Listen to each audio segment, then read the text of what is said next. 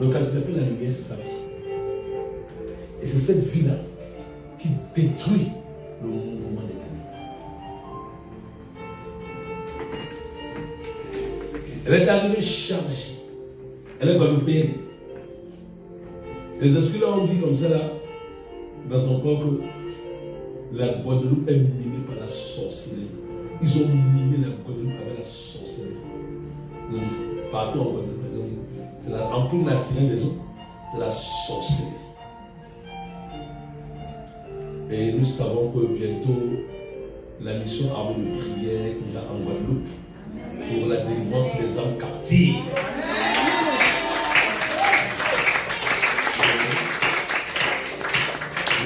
Être sur la Guadeloupe, Dieu voulait d'ici même l'été qui arrive. Parce que les âmes ont besoin du Seigneur. Donc, je vais vraiment laisser un peu témoigner ce qu'elle a vécu elle-même ce week-end, par la grâce de Dieu. Shalom, shalom à tous. Alors, aujourd'hui, je me sens vraiment heureuse parce que, avec ma délivrance, ça a été un combat intense, mais maintenant, je me sens bien. Heureuse et bien. Alors, on partait souvent chez une tante à la Guadeloupe qui nous donnait souvent à manger chez elle. Et cette tante, un jour, elle m'a fait avaler un papier où il y avait écrit des choses dessus. Et je ne sais pas du tout ce qu'il y avait écrit dedans. Et, oh là là, après, quelques temps aussi après, j'ai pu dormir chez sa fille dans une autre ville. Sa fille me dit, Marilyn, tu viens dormir avec moi dans ma chambre. Donc, je suis donc partie. Et au petit matin, qu'est-ce que je vois? La porte de la chambre qui s'est dégondée, qui est tombée sur le lit où je dormais. En étant toute petite, Dieu m'a préservée. Il m'a préservée, il m'a protégée. Et cette tante, avec ma délivrance de cette semaine, donc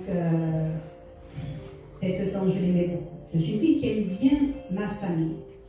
Et cette tante, donc elle disait qu'elle avait tué ma mère, elle avait tué son propre fils, et que mon corps était pourri, que dans mon corps j'avais le diabète, comme a dit l'apôtre, le diabète, j'avais la tension, j'avais toutes sortes de maladies.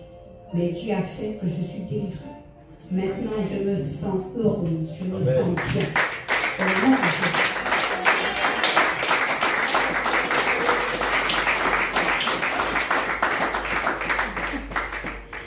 Et bien avant, quand j'étais toute petite, j'avais un oncle où ma mère avait quitté la ville où elle habitait. Et on allait dormir, on allait habiter chez cet oncle. Mais ma mère, elle avait le cancer. Et donc nous sommes partis chez cet oncle-là qui était un grand sorcier. Un très très grand sorcier. Les gens venaient de partout et pour venir le voir. Mais nous, on pensait que c'était la famille. Et cette tante et cet oncle qui nous recevait, cet oncle, c'était une bénédiction pour nous. Mais malheureusement, ce qu'il faisait, ce n'était pas du tout pour notre bien, c'était pour notre... voilà. Pardon? Oui.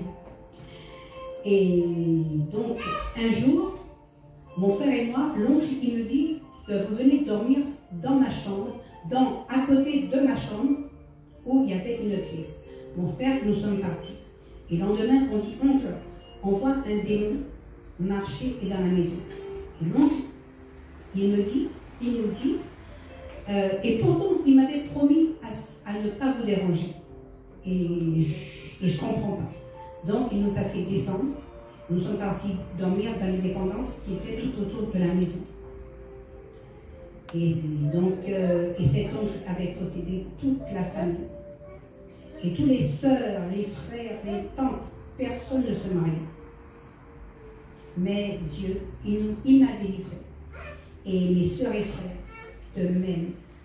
Et donc, je sais qu'il me préserve de grandes choses et de grandes bénédictions. Tout ce qu'ils m'ont volé, je l'ai vu, ils m'ont remis.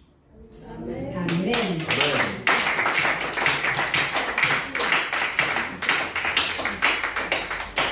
La voix, c'est